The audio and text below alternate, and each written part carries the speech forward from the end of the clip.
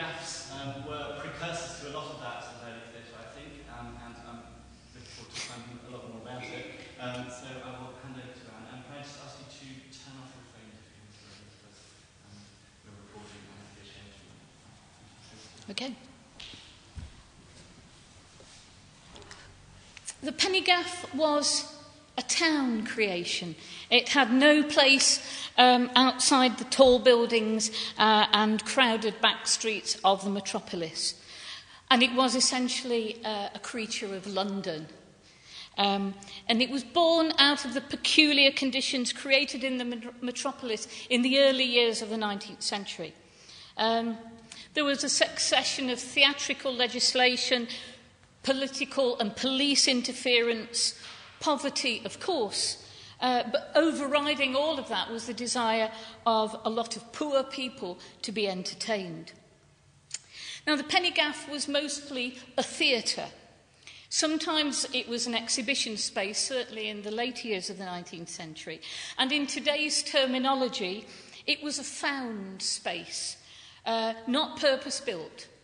So it was unlicensed and therefore illegal. But the gaffs didn't come about because there weren't enough theatres. That is a popular myth. Or because those theatres were too expensive. Gaffs essentially provided cheap entertainment that appealed to a section of the community until something else replaced them.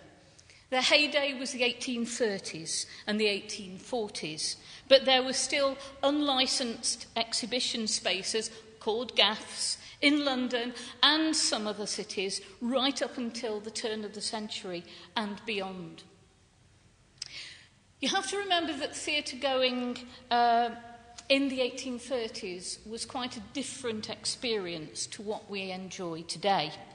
So perhaps we tend to think of theatre going today as providing amusement or education or thought-provoking experiences.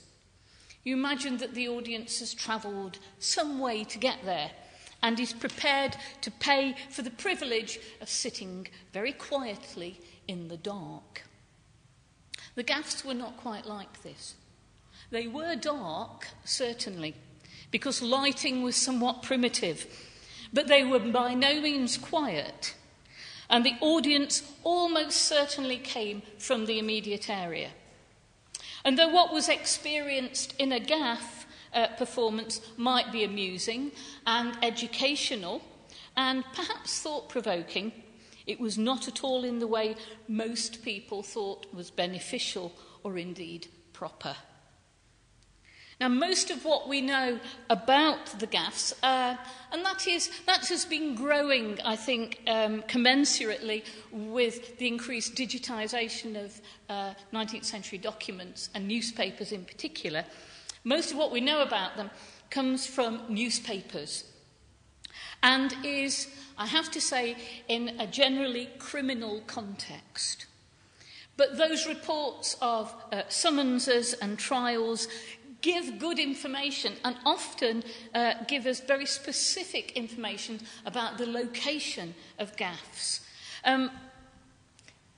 So we know from court reports that there was a gaff in 1832 in some empty dwelling houses converted into a gaff in the Broadway, Westminster, in what was then known as the Devil's Acre.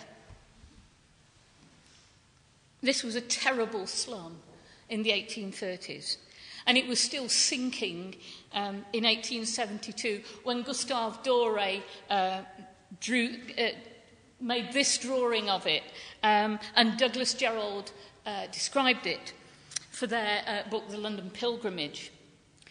Then there was a gaff in a house in Wakefield's Yard on Maiden Lane, near Covent Garden, which was another notoriously deprived area.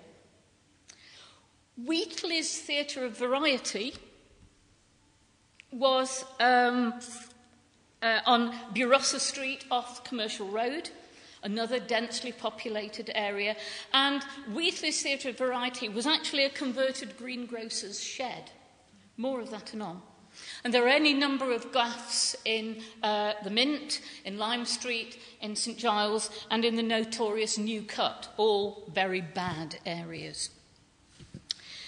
The descriptions of the interiors of gaffs are not plentiful, but those that there are revealing. We know that the gaff was not designed to be particularly comfortable, but they certainly offered something better than hanging around outside. Discounting, that is, and I quote, the deplorable underground hole on the Radcliffe Highway. For example, when he was asked why he was at a gaff, a working man, he worked on the river, said, and I quote, "Well, what is a fellow to do on such a drizzling night? I've got no money for the public house. Here I've got shelter and amusement for 2 or 3 hours for a penny. It's preferable to walk in the streets in the wet and mud." Certainly, many were substantial buildings. We know that one was a former floorcloth factory, floorcloth as in linoleum. One was a chapel. There was a former foundry on Brick Lane. So sizable structures. And some were brick-built structures, shops, converted dwelling houses, and sort of theatres that had fallen on very bad times. But proprietors were endlessly inventive, endlessly creative. I mentioned Mr. Wheatley's Theatre of Variety a moment ago. This was a gaff which accommodated around 150 people. And according to the playbill which was produced in the police court, it was a brilliantly illuminated establishment, conducted with every mark of propriety, so as not to offend the delicacy of even the most chaste female. It had good music to accompany the entertainments. Mr. Wheatley's gaff was, in fact, a shed in the yard formed at the junction of 2 properties. Now, Mr. Sam Lewis owned the property that adjoined the gaff, and one night he paid a penny to see for himself the cause of the noise that was causing his poor wife, who was an invalid, to suffer, so that he thought she was at death's door. So he passed down a passageway between 2 properties to find this greengrocer's shed erected in the yard, with the wall of his own property forming one of the sides. Unfortunately for Mr. Lewis, and particularly his wife, the stage of the gaff adjoined the wall of his house. It was very noisy. This was a well-fitted-up gaff, a term which is frequently used to signify that there were curtains, scenery, props, a substantial stage. In Wheatley's gaff, there was a gallery, a staple of gaffs, of which more anon, and pit and standing room at the sides. Similar descriptions of gaffs, which were temporary structures, often used the walls of the adjoining buildings in these yards.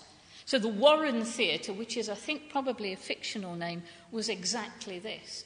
And the writer who is describing it notes that, I quote, "The yard of this house was converted, and little pains had been taken to conceal the fact, for while the floor was boarded over, the walls still retained their rough exterior, the only change they had undergone being supplied with the whitewash brush." One of the most remarkable gaffs, I think, was situated at number 246 Whitechapel Road.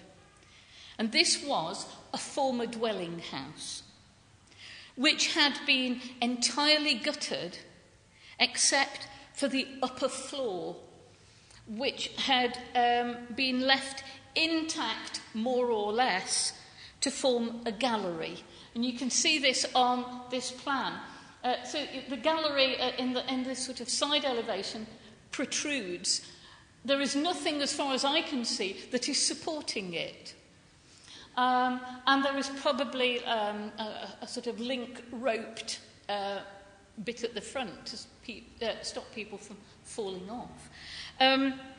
It was very, very steep. They had taken out the stairs, and the gallery was accessed by a ladder without balustrades, and it was at a 50-degree angle. Health and safety were not words that were known to Gaff proprietors. We know about this building, which was known as Shepherd's Gaff, because it exists in the records of the Metropolitan Board of Works, and because an official, Mr. Ambrose Pointer, went out and surveyed it. In that wonderfully restrained way that officialdom has of describing something that is quite worrying, Mr. Pointer said that the building was, and I quote, defective, insufficient and insecure. Nevertheless, Mr. Shepherd, the proprietor, was more concerned about his business than the deficiencies of the alterations he had made, and he claimed that he would lose much money if he did not open that gaff today. Incidentally, 246 Whitechapel Road remained as a gaff for some time. 4 years later, 1859, it is still open, operating as a diorama and a lantern slide exhibition. I've included this plan and elevation because it's so rare, and it was taken from original sketches and drawings in the MBO, and made by my good friend John Earle. And it gives some sense of this extraordinary building. John remarked to me when he gave me this sketch, he said, "I don't know what you'll make of it, Anne. There isn't very much to see." And I think that is the sort of nature of these gaff conversions. The gallery of the Penny Theatres, Penny Gaffs, provided, I think, probably the best view of the stage if you were prepared to be crammed hard next to your neighbours and risk life and limb to get up there. Dangling from the upstairs room of a converted dwelling house reached by a ladder is one way of viewing the performance. Another was to be crowded onto the present-day equivalent of bleachers, you know, the sort of thing that you get in a studio theatre, with the knees and feet of the people behind you in your neck and back. And we find quite a lot of these. Woe betide you if you were caught short, or if anybody else was, for that matter. Even the best West End theatres were slow to provide toilet facilities at this time. And so you can imagine the kind of facilities that were available or not in a penny show set up in the yard of a house. An article in the Morning Chronicle in 1838 estimated that there were over 100 gaffs operating in London, some very small, holding perhaps 50 people, and those very tightly packed. Others said to accommodate as many as, say, the Surrey Theatre in Lambeth or the Effingham on Whitechapel Road at over 2,000 people. On average, gaffs accommodated around 200 or 300 people per performance, and there were frequently 3 or 4 performances per night. So the interesting question then is, who made up the audience? Who were those 200 and 300 people who paid their penny so eagerly to see the gaff performances?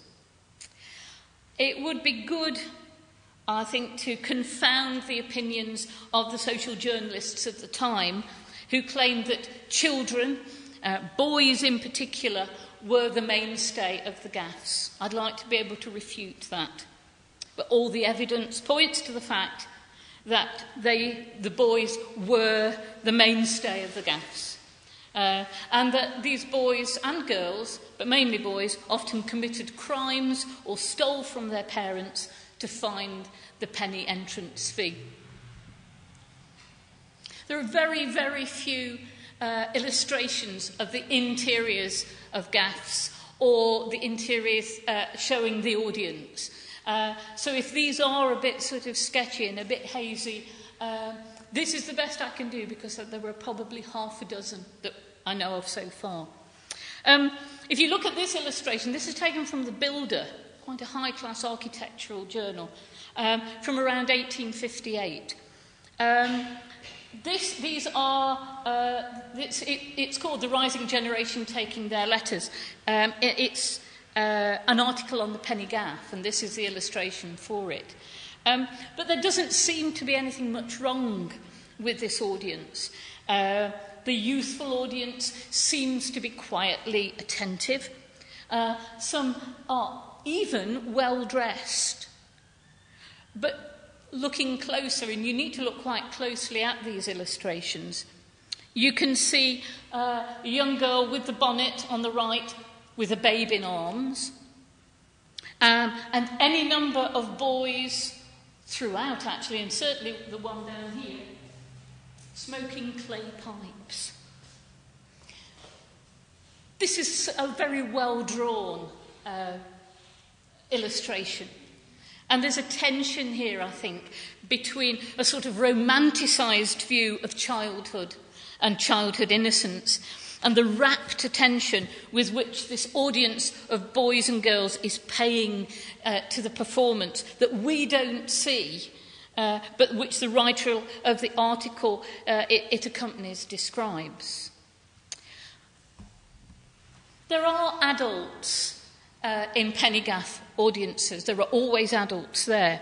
This is the frontispiece to one of the cheap parodies of Dickens's Oliver Twist, as you see, called Oliver Twiss, edited by Boss rather than Boz.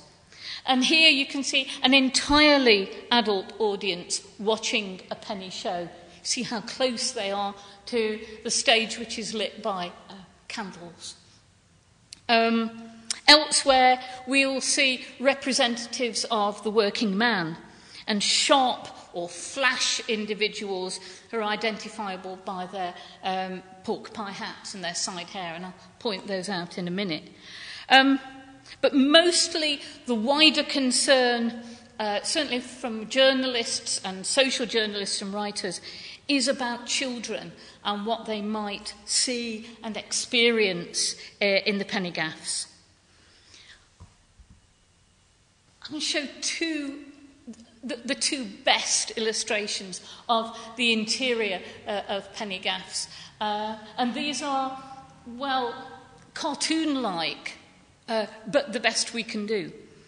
There are key phrases and concerns which come up constantly in the court reports and articles, and which are realised in these two rare drawings. This one is by George Cruikshank, and this one is by Alfred Concannon. And they both realise the sort of interior of a Penny Gaff, concentrating as much on the audience, I suggest, as what's going on the stage. One of the things that they're very bothered about, and I'm going to look at the Cruikshank one first, is besides these dustmen who are wearing the characteristic fan-tailed hats, you can see that. Oops, let me show you just there. They're over here on the right there. Rapt attention. So he shows us those. But one of the things that we're really bothered about are the proximity of the sexes, and also their criminal proclivities. And the worry is, of course, that children are going to learn from this. So here they are pickpocketing. Here's a couple of lads having a close conversation, which we assume they're up to no good there. And here's a wonderful one. When you see the big picture again, you'll see where this figures, because it's right in the middle. This lad is giving somewhat what they call a sight, or a Queen Anne's fan, or making long bacon, or cocking a snook at his lady friend, whilst he's pocket is being picked, of course. So it's an interesting, very rude gesture. One of the other things you can see there is, and you can see him here he is, right in the foreground. One of the other things that is happening is, of course, the man on the stage, who isn't an actor. Actually, he's interrupting the dramatic proceedings to sell. Well, he's got a basket of something.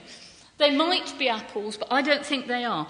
I think these are these very dense, round cakes, cannonball-shaped, and reputedly as hard as cannonballs, called rather horribly a bolus. And he's got them in his hand. So he's wandered onto the stage, selling the bolus, interrupting the performance. And I think the young woman at the front seems to have one in her hand. This is part of the sort of commentary on, I think, inappropriate behaviour, interrupting the drama, the easy body language. And you can see this very clearly in the Concannon picture of the proximity of the sexes. There they are, very close together. And that there's an embedded imagery also of loose hair, particularly in the previous one, in the Cruikshank picture, of earrings, bare shoulders. These are unruly audiences. Again from Concannon, right at the very front, there's a fight going on. There's loud and animated conversations. There's a lot of clapping and cheering, as well as courting and eating and drinking and, of course, smoking. In this one, it says, there's a notice on the right-hand side. It says, no smoking or spitting allowed, because the two go together. So apart from this sort of undertow of demoralising effects upon the children, it seems to signal unease with the fact that the lower classes are gathered together, they're uncontrolled, they're unregulated, and this causes unease. But there are some very nice touches in the written descriptions. Humorous also, but there is always a sort of undercurrent of violence, but nevertheless alive. One of my favourites is a description of a Lisson Grove gaff. Quite a lot of gaffs in Lisson Grove. And though there were a few women in the audience, not many of them, they formed a noticeable conclave. They were all sitting in the better seats, so they paid twopence to sit together, and all had at least one baby, which cried. One, and I quote, so irritated the bullet-headed young man sitting nearby that he passed the most uncomplimentary remarks on the child, declaring that he was blowed if the kid hadn't got a face like a frying pan. The mother retorted that if her child had a face like his, self her heaven if she wouldn't smother it. The baby at this moment set up a pitiful wail. The mother shook it vigorously to quieten it, and the young man, with a grin of derision, recommended her to tread on its face. Descriptions suggest that, like the legitimate, licensed theatres of the metropolis, going to the gaff was very much a social occasion. In these illustrations, you can see people smoking and talking and eating, seemingly paying little attention to the activity on the stage. Now, this may well be another piece of artists' licence to flag up theatre which is not theatre. A performance which nobody attends to because it is either too bad or because, and this is what he suspects, they are there for quite other reasons. So what did happen on the stage? We have again, very, very few handbills. The bills that I will show you are from a collection in Harvard, the Harvard Theatre collection. It is in a scrapbook, and I think there are about 6. So very rare. They're rare because they weren't expected to exist. Like so many handbills of the period, these were throwaway things. They were out of date by the following day. So they were printed on very flimsy paper, dense ink. Nobody expected them to survive. So we're lucky to have any of these. This one gives us a good sense of the variety entertainment that you saw on a Gaff stage. It's varied, as was its quality, but it was often a combination of singing, dancing, acrobatics, and sometimes a drama. This one, difficult for you to read, of course, but posturing. So he was a child posturer. A posturer was sometimes an acrobat, but very often a contortionist. It's the old word for a contortionist. This is a child contortionist, the wonderful girl, girl only 5 years old. And certainly there was a performance on the slack wire, which dates back to a circus programme. This is interesting because the proprietor, Abraham Saunders, before he fell on these rather hard times in the 1830s, when he was an old man, had been a circus performer himself, and he'd performed at Astley's. And he had been a showman with a portable theatre that rivalled the great John Richardson at Bartholomew Fair. Here he is still using his showman skills to puff up the programme in what was probably closer to a booth theatre than a regular gaff. As I say, handbills are unusual and extremely rare. Gaffs usually advertised to the locality using a piece of wood and a piece of chalk, or they didn't bother at all. You get the sense that sometimes people went just because they wanted to go. It wasn't that they wanted to see something in particular. Mostly what we know about the entertainments comes from journalists' accounts and those ever-reliable court reports. The writer of an article in Chambers' Journal, which is an Edinburgh publication, describes a variety entertainment which is reminiscent of the programmes you'd find at the music hall. So there were songs and dancing, there was athletic feats, but he says what the audience likes best are those turns which appeal to the lowest appetite. Negro melodies and banjo solos, Lancashire hops performed in clogs, Herculean feats of strength, and flash songs sung in character. Flash was contemporary slang, and flash songs were those that reflected the height of low fashion, if that isn't a contradiction. They were, and I quote, roared with a vehemence that is stunning. At the end of every verse, the audience takes up the chorus with zest and vigour. This isn't like the good old days. This is something more like a football crowd. They sing, they roar, they yell, they scream, they get on their legs and waving dirty hands and ragged hats, bellow until their voices crack. Of course, it isn't just what is sung. It's the nature of chorus singing. There is this intimidating collectiveness, its roughness, its lack of refinement, and once again, the implied absence of control. All this disturbs the middle-class onlooker. Here's a Gaff handbill listing dramas. This is in Vineyard, Mint Street in the Borough.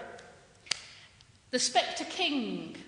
See, it doesn't tell you when this is going to happen. It could be one of these, all of these, or a bit from each. It didn't necessarily have the full drama. Spectre King was originally a spectacular drama performed at Astley's, which was a circus building.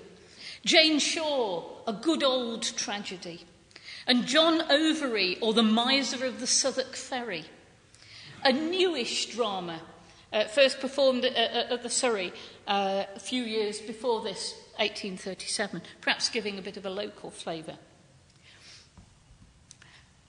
The most notorious were, of course, the Felon or Newgate plays, reflecting, I suppose, an environment in which brushes with the law and more were commonplace and were accepted and even rejoiced in. This is Jack Sheppard, and this isn't a gaff bill, I'm afraid. This is from quite a humble theatre up in Leeds, the Royal Princesses Theatre. But it's just to give you an idea. And it's also got, if you could bear in mind, Blanchard's Celebrator's Dogs, and of dog drama, more anon. Jack Sheppard had been banned in London for years and years and years at the licensed theatres. Dick Turpin, Obie or Three-Fingered Jack, and Claude Duval. These are all the names of plays. Claude Duval, a famous play about a French highwayman, which made it doubly reprehensible, being French, were well represented. On the lighter side, there was broad humour. So you might have Jack Sheppard followed by what they would call a screaming farce. At a gaff in Shoreditch, this screaming farce was a version of The Taming of the Shrew, not called The Taming of the Shrew, which rendered apparently the audience of mostly boys furious with delight. There was no need for the husband, said the writer, to tell the audience, as he did, that the best remedy for a bad wife was to get such another cudgel as he had and held in his hand. And he said, I fear most did resolve, as soon as they had the chance, to drink their quartern of gin and then to whop their wives. This kind of concern is repeated many, many times. Young boys idolising Jack Sheppard, boys and girls understanding obscenities, roaring with laughter at the besting of a policeman and approving of rough and brutal treatment. True crime was undoubtedly as popular as a dramatic topic. There are only fleeting glimpses of it recorded in the gaffs, but it is inconceivable that they did not take advantage of this ready-made cache of suitable narratives. We know that minor licensed theatres put on dramas based on current crimes. Maria Martin, or The Murder in the Red Barn, was enacted throughout the period and into the 1930s under various guises at both legitimate theatres and in the gaffs. In many ways, it ticked all the boxes for a good gaff play. It had very clearly drawn characters in the wicked seducer, William Corder, and the virtuous Maria Martin, though in fact she was nothing of the sort. There was the opportunity for some simple stage effects when Mrs. Martin has a dream and sees Maria killed, dying or dead, depending on which version you're watching. Then there is the bloody scene of Maria's murder. Sometimes she's stabbed, sometimes she's shot. And the denouement of Corder's arrest and execution. Now, arrests are not usually the prime stuff of the gaff, for obvious reasons. But in this case, Corder is drawn in such a single dimension that cheers were probably inevitable. I think if they roared to see Bill Sykes drag poor Nancy around the Old Vic stage, in the play of course, they would certainly have howled at William Corder. I can find no evidence that there were dramas about the Ripper murders, by the way, in the 1880s, though I know that there were plenty of waxworks exhibitions, and waxworks did tend to take over from drama in the unlicensed show towards the end of the 19th century. I think also the Ripper murders lacked a key dramatic element. The murder is never caught, let alone identified, so there is no denouement.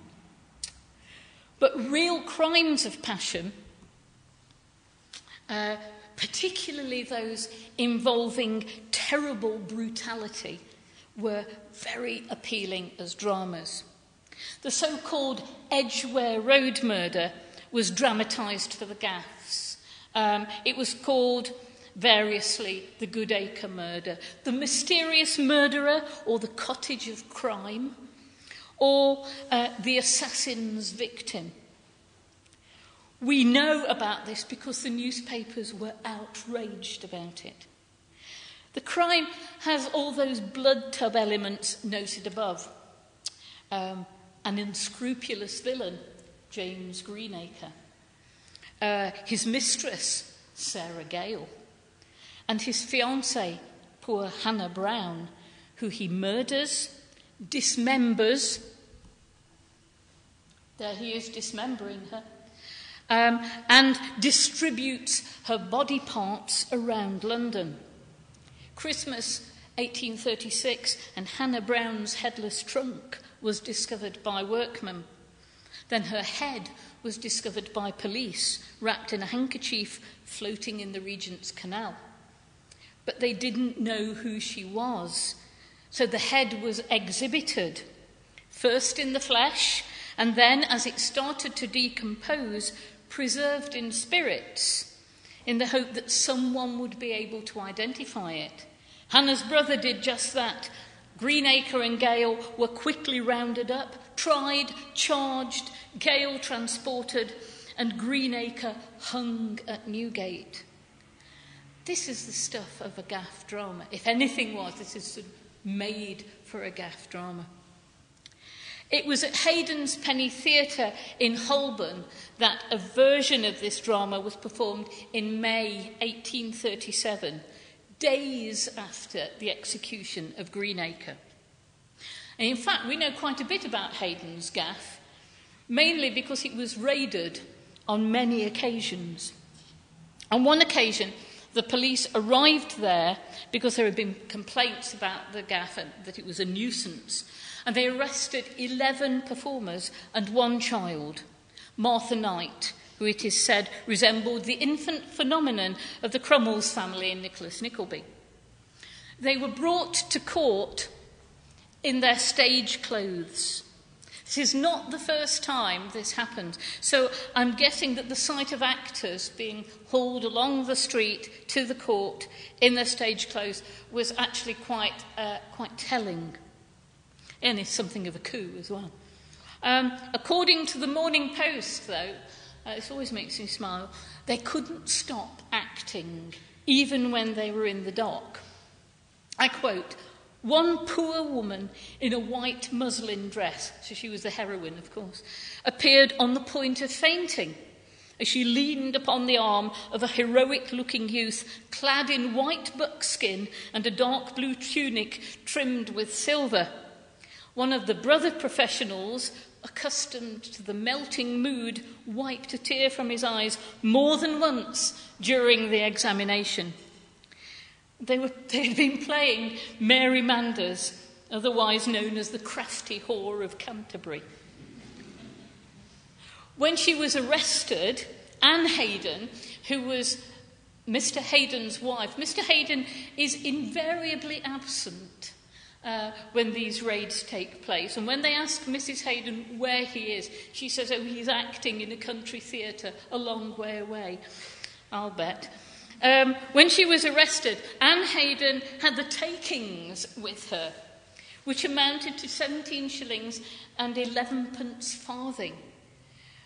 I sort of tried to do an internet, a Google conversion on this. According to that, it's worth around £93 in present-day money. I don't know what that means. I'll have to think about that. Often these court appearances involve interviews with the actors. So not just from Haydn's Gaff, and I'll tell you a bit about those in a minute, but from other raided Gaffs. And so the magistrate will interview them and sort of ask them how they got into this awful business before they're fined or taken off to the House of Correction to do 30 days on the treadmill. I mean, you have to ask the question, who were these people that they were so desperate that they would perform 3 and 4 times a night to a crowd of smoking, yelling teenagers? Henry Duran, who was one of the company arrested at Hayden's Gaff, claimed that it was his only means of obtaining a crust, that he'd been in the profession all his life, having played in several theatres, both in the town and the country. It's a shame we don't know how old Henry Duran is, but it seems to be the case that actors who fall desperately on bad times, on hard times, perhaps through drink or misfortune, end up in the gaffs. It's rare to find an actor who starts out in the gaffs and is able to work his way up, though some of them believe that that is possible. So there's a man called John Webley, I think he's probably a youth, who is discovered playing in Othello.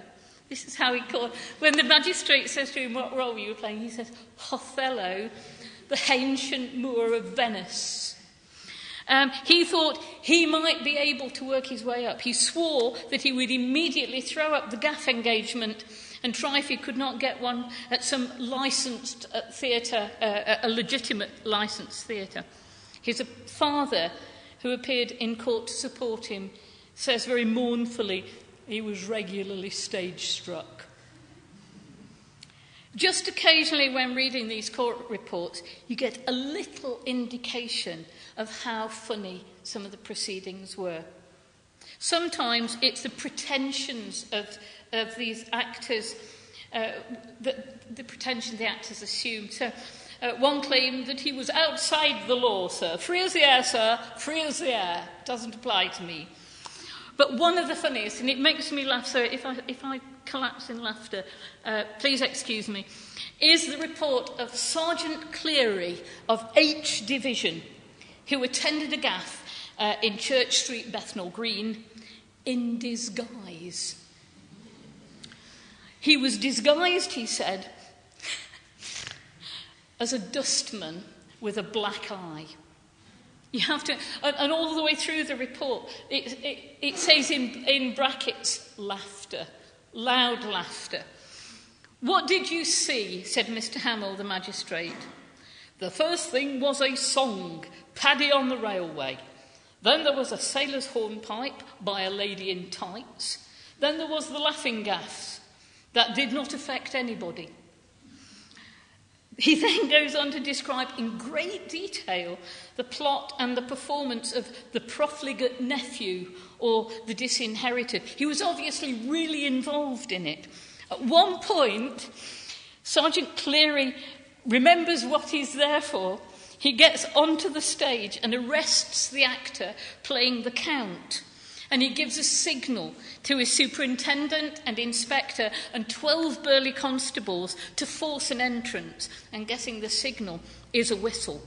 So, says Mr. Hamill, the dustman arrests the Count. You know what's coming, don't you? Yes, says Sergeant Cleary. I thought he was the worst of the lot. Worst actor? We don't know what. But just as I got hold of him, one of my brother officers collared me. He thought I was one of the actors. Great story. Dog dramas. The 19th century equivalent of Lassie were also popular, and they weren't exclusive to the penny theatres. This is Carlo, the Newfoundland dog, who starred in Reynolds' play The Caravan, or The Driver and His Dog, at Drury Lane in 1806. Every night, Carlo, and here's a lovely picture of him doing his stuff, every night Carlo leapt into a tank of water in the stage, which was surrounded by a scenery of rugged rocks and precipices, to save a boy's life, which he did by dragging him out by his hair. J.B. Sheridan, who was the manager of the ailing Drury Lane Theatre at the time, said that Carlo single-handedly saved Drury Lane. So popular was he that he had his own children's book written about him. That is it, the life of the famous Carlo. You can find this online if you want to Google it. It's not a thrilling read, but it is wonderful.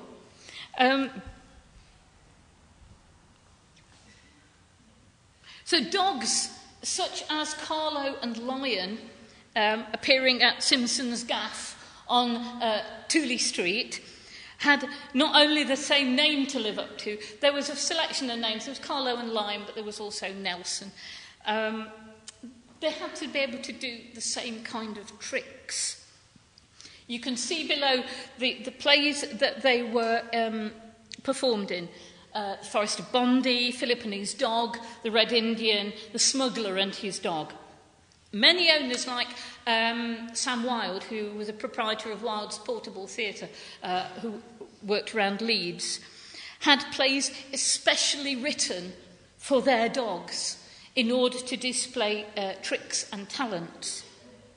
So Wilde's dog, Nelson, could do an astounding array of tricks, from taking an egg out of a bucket of water without breaking it, to fetching, I'd love to see this one, to fetching a living canary out of a box and bringing it in his mouth without ruffling the bird's feathers. Wilde said that Nelson could simulate lameness and death so cleverly that he rarely failed to draw tears from the eyes of the spectators. This was essential. The Gaff audience was waiting to see Carlo and Lion do these tricks, of course. But in particular, they wanted to see a very specific trick called the seize. The seize was the defining trick because it was so spectacular. The dog, you have to remember, these are Newfoundland dogs, usually. They are the dog of choice because they're so spectacular. Sometimes they would use retrievers, but usually it was the Newfoundland dog. So that it was a spectacular trick. So the dog launches himself at the villain, always the villain. He knocks him to the ground and he goes for his throat, whilst the villain thrashes and roars and tries to pull the dog off. It really does appear that the dog is taking the man's throat out, when in fact it's going for a tiny piece of meat, usually liver, which is neatly hidden in what they called the pad. The pad is wrapped around the villain's neck, the actor's throat, and is usually covered by a high collar or a handkerchief. A theatrical dog had to be able to do this. I'm going to wind up now. The Gaffs caused lots of controversy over the course of their existence. And mostly it was the concern that authorities felt about how they were criminalising and demoralising the young and the poor. Magistrates, church leaders, MPs were determined to smash them and put them down. And via legislation and things like the Police Act for London, they effectively did. But not everybody saw them as entirely wicked. The writer of a long article called The Amusements of the Mob from the 1850s said that on his visit to a Penny Gaff, he saw, and I quote, no drunkenness, no riot, no fighting, no squabbling, not even discourtesy. In the representations given, there is nothing more morally objectionable than meets you on the boards of the licensed theatre. And interestingly, 20 years earlier, so in the 1830s, at the height of the suppression of the Gaffs, there is a note in Leigh Hunt's newspaper, liberal and radical newspaper, The Examiner, which sort of supports them. If, he argued, the penny theatres were, as the police say, thronged with thieves, then at least they were diverted from their attentions of robbing the pockets of the public. I think that's a resoundingly modern view to end on. Thank you.